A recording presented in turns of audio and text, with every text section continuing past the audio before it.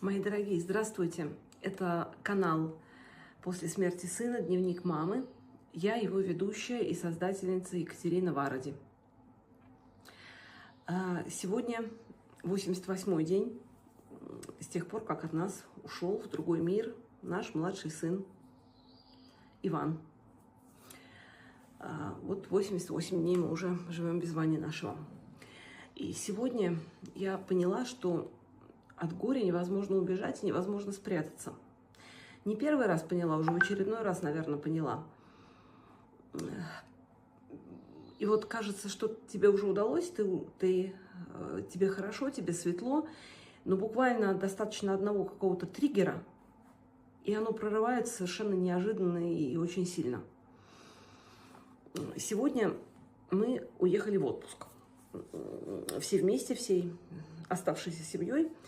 Мы с мужем, наши молодожены, наш старший сын Саша и его жена Настя. И впервые за 9 лет его жизни мы взяли с собой Джека. Мы ехали на микробусе. Джек получил в распоряжение большой диван, ехал как король. И, конечно, с нами ехала фотография Вани, вот та самая, которую вы видите сейчас. Та самая, которая была сделана в Германии за месяц до его ухода, и которую нам распечатали еще в Германии, и она была на его отпевании, на его прощании с его телом. И я эту фотографию вожу с собой везде. Я обычно ставлю перед ней еще цветные, вместе с иконами ставлю, и ставлю перед ней живые цветы. Но, к сожалению, сегодня вот мы приехали поздно, и я не успела. Как видите, это я уже в другом месте, то есть это наш первый отель, в котором мы останемся на несколько дней в городе Карловы Вары в Чехии. И вообще попыткой, наверное, моей такой подсознательной было убежать от горя. Вот, немножко сменить обстановку, и мне казалось, что станет легче. И действительно, день прошел совершенно замечательно в том плане, что мы ехали, мы разговаривали, мы смеялись, вспоминали даже о Ваньке, о его таких фирменных словах. И все это было так весело, легко, хорошо. Потом была пара смешных сцен, я вам сейчас расскажу, потому что это дневник, это, я говорю, не только какие-то философские размышления, но и то, что происходило на самом деле. Вот представьте себе, мы приезжаем в самый центр Карловых Вар, отель «Дворжак», «Дворжак», вроде его чехи произносят как «Дворжак». Такое достаточно пафосное место. Вот, приезжаем, совершенно мы предлагаем на ресепшн, мы предлагаем говорить на английском или на немецком, но, как ни странно, выбирают русский язык. Ну, видимо, они его всю жизнь учили, много русских сюда ездило, и сейчас продолжает ездить частично, русскоговорящих много. Не сугубо русских, а именно русскоговорящих. И для партии, видимо, это было намного легче разговаривать. И там случилась такая смешная история, что приехали-то мы на белом микробусе с затемненными стеклами, и оказалось, что в отеле очень много футбольных болельщиков. Молодые ребята, такие веселые, выходит целая толпа. Я стою, даю наши документы на регистрацию, а снаружи сын с микробусом и с Джеком внутри. И эти ребята, увидев микробус, тут же обрадовались, сказали: слушай, подвезешь нас, подвези нас, пожалуйста, туда-туда. То есть они решили, что это просто микробус, который занимается трансфером. Мы, естественно, Сашка приходит такой смеющийся, говорит: ну, бизнес меня сам нашел прямо тут вот у входа. И мы на ресепшн говорим: ребята, давайте мы у вас будем подрабатывать. У нас венгерская вижла сидит в микробусе, такой услуги у вас точно нет. Трансфер и вообще поездки с венгерской вижлой. Ну, мы там все посмеялись. Хорошо, ребятам вызвали такси, они уехали.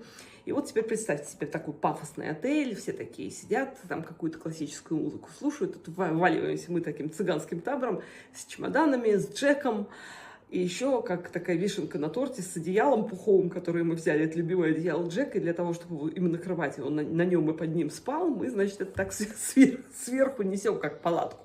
То есть я думаю, что мы доставили пару незабываемых моментов персоналу отеля, а также его гостям. Потом разместились, съездили, оказалось, что парковаться в отеле все занято уже, поэтому нас направили на парковку немножко подальше от отеля. И это был такой ужас, узенькие улочки, с совершенно невозможными углами. Я просто сердце останавливалось, как мы туда въехали, нашли эту парковку, въехали, выпустили Джека. И он такой, еще мы ахнуть не успели, он поднял ногу на огнетушитель в закрытой парковке. Мы тут же его, значит, отогнали, но, тем не менее, дело-то было уже сделано. И с точки зрения, я начинаю на него ругаться, а Саша говорит, слушай, говорит, ну для него это вообще нормально. Для него машины стоят на улице. И на улице он в своем праве. Ну, мы, значит, по этому поводу посмеялись и разошлись по комнатам, уже вечер. Я собираюсь готовить выпуск. И вижу, что мне одна из моих знакомых, хорошо знакомых, и моя заодно зрительница и подписчица присылает, у нее сейчас очень тяжело болен больной близкий человек, и она присылает мне песню. Говорит, что вот под эту песню я стараюсь, ну, как бы расслабиться вечером, переработать себе все это горе, боль, страх.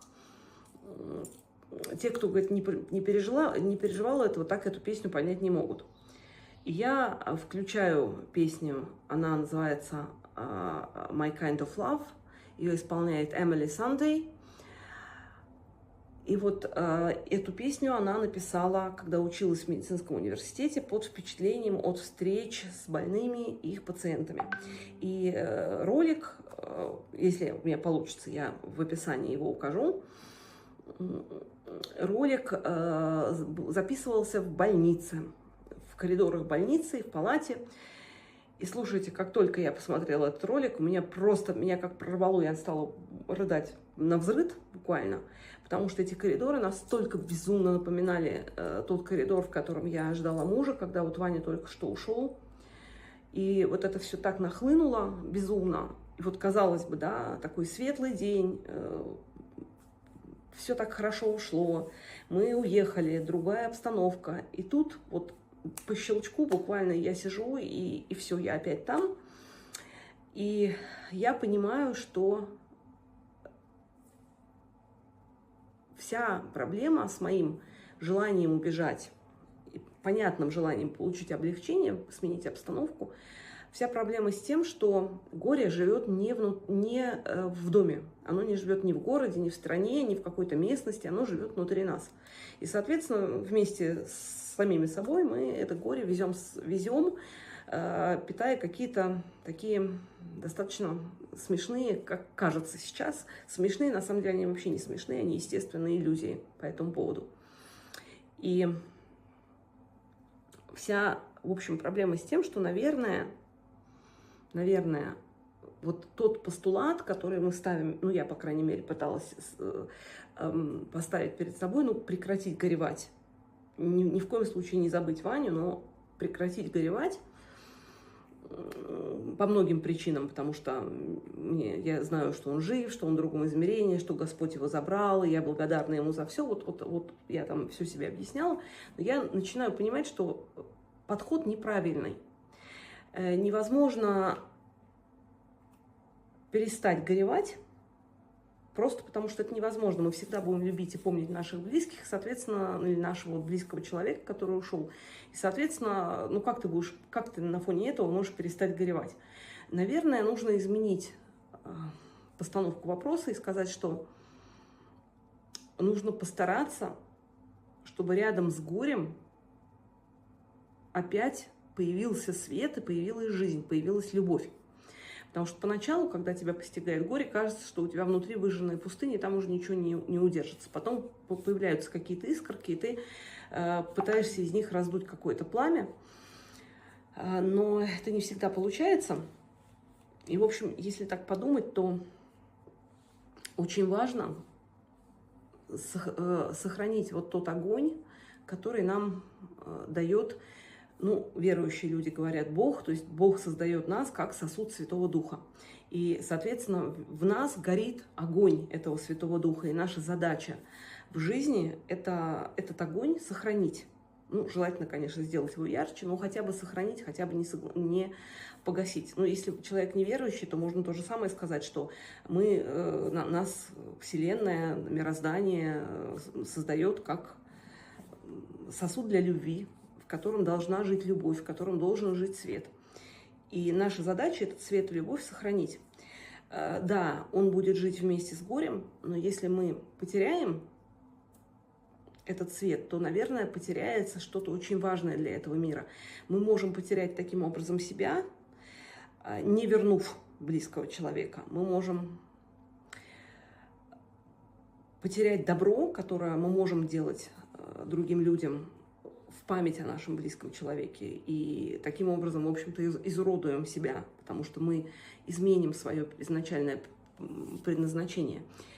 И соответственно, вот эта любовь, которую мы не можем уже передать нашему близкому человеку, нужно отдавать окружающему миру, людям, которые вокруг нас, нашим близким, которые в нас нуждаются, всему миру, стараться сделать этот мир светлее и лучше. И